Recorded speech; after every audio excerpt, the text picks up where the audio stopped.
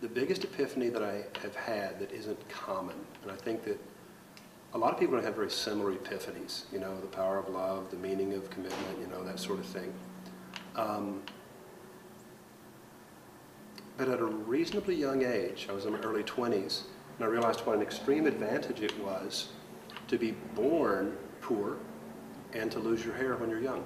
When you're 22, 23 years old, and everybody assumes that you're 34, 35, they take you much more seriously than they ought to if they realized how young and inexperienced you really are. And so you have all kinds of opportunities that open up to you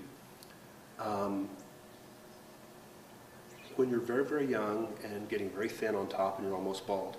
And I said, wow, this is an extreme advantage. I'm really excited about this. And the other thing that happened at the same time is when I realized that most people would say that I came from a disadvantaged home, you know, single parent family, blah, blah, blah, the whole tragic mess. And then from extremely low income. But the things that you learn are an incredible resourcefulness, and you know that if you don't make it happen, it's not going to happen. There's nobody that's going to give it to you, hand it to you, even though they want to, they can't.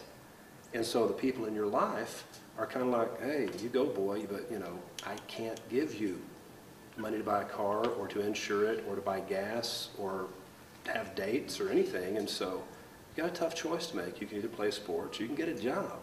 I mean, I'm 14 years old. And so, you know, most people didn't start learning really meaningful stuff until their early 20s, and I'm like 14. And the big epiphany for me was, man, this is an extreme advantage. Because by the time these other yo-yos are getting out of high school, it's like, dude, I'm 30.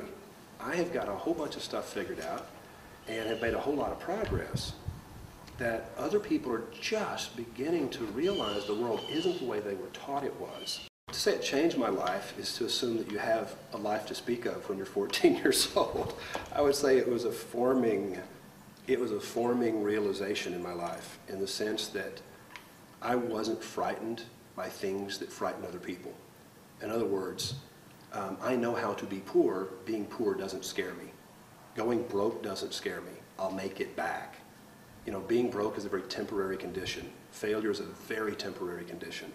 And so, you know, most people are like terrified. My life is over. My life is ruined because they failed, or they don't even take chances because they're too terrified they're going to fail.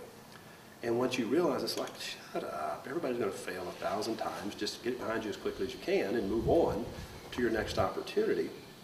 And so when you're thinking that way, you're less afraid to do the kind of things that bring success. And so Teddy Roosevelt said it this way. He said, do what you can with what you have where you are. And when a person realizes that that's all you've got what you have and where you are, and you're limited to what you can do. Don't worry about what you can't do. And too many people live their life worried about what they can't do. So do what you can with what you have where you are. This is what I'm talking about when I say when you grow up poor and you're not frightened by the things that frighten other people. And it's just a gigantic advantage, and the realization of that has shaped the bulk of my life.